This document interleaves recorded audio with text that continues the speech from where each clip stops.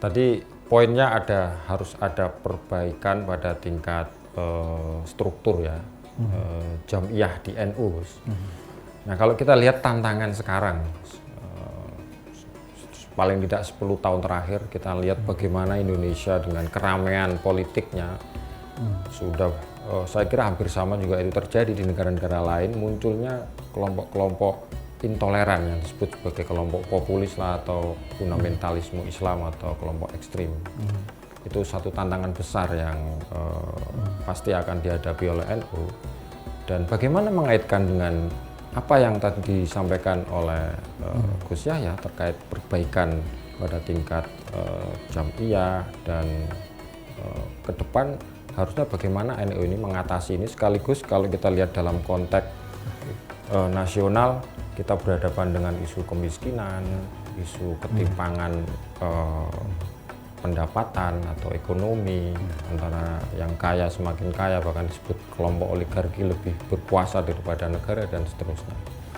Ya, ini pertanyaan yang butuh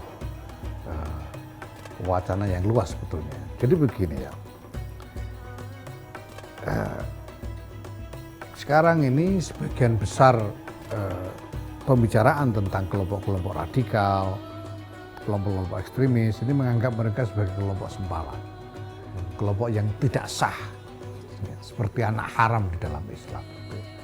Tapi sebetulnya kalau kita pikirkan dan kita melihat betul, kita baca wacana yang mereka miliki, ideologi yang mereka kembangkan, ya, sebetulnya mereka ini secara kognitif ya, secara bangunan pemikiran, sebetulnya punya keabsahannya sendiri. Karena mereka punya rujukan-rujukan teks yang sah, dan mereka juga punya, mereka menghubungkan pemikiran-pemikiran itu dengan realitas yang ada, memang sah. Jadi kalau saya ditanya kenapa sekarang kelompok-kelompok radikal dan ekstremis ini mampu meraih dukungan di kalangan masyarakat, karena memang ada kenyataan-kenyataan, ada realitas di tengah-tengah masyarakat kita yang mendorong orang mendukung mereka.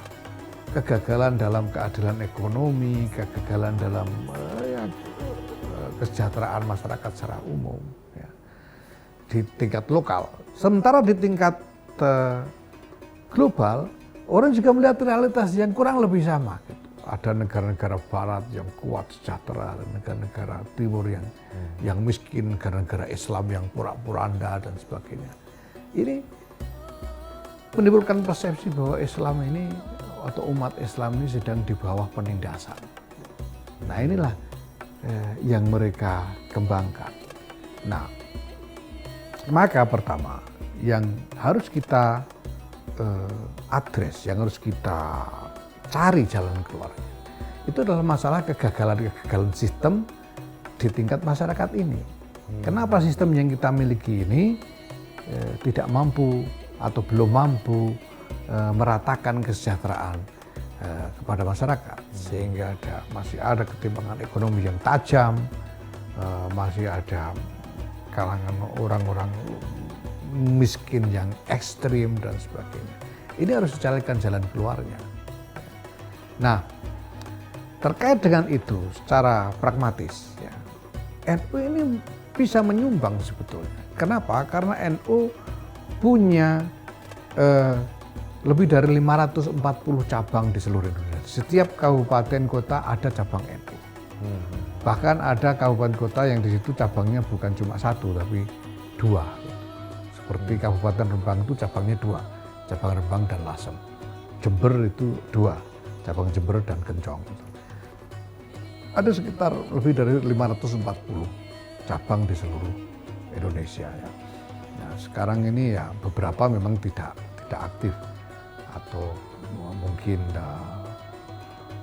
ya dalam keadaan idle ya.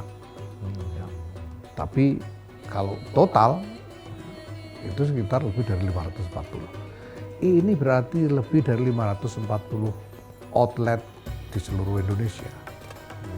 Nah, kalau kita bisa mengirimkan program yang memang bisa secara efektif mengadres masalah-masalah sosial setempat ya, secara nasional di 540 outlet, ini pasti akan terasa dampak transformatifnya. Apapun program itu. Nah inilah yang kita harapkan bisa berkembang ke depan. Di sisi lain saya melihat ada kebutuhan dari khususnya pemerintah pusat mengenai hal ini.